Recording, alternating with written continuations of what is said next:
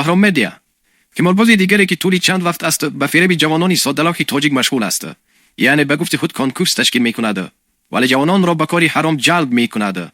عجایبش در این است که با انگور خوردن و انگور ریکلمه کردن مردم فریب میکنه.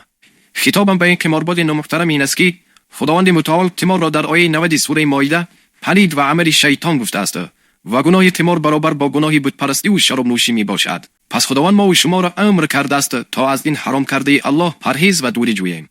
اما تو باشی شب و روز در شبکه‌های اجتماعی و فریب کردن جوانان ناآگاه تاجیک مشغول هستی. از الله بترس، روزی می شود در نزد خداوند جواب خواهی داد و این همه حرام خوری هایت از سرت می ماند.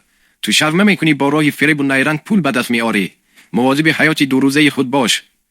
خطابم به جوانانی که بلیط قمار می‌خرند، شما فکر نکنید که بیگناه هستید. شما هم قمارباز و حرامخور هستید و در گناه با این قماربازی حرامخور شریک هستید. بسیاری شما در این دنیا از جانب قماربازان فند و فریب می‌خورید. باز در قیامت نزد الله جواب خواهید داد.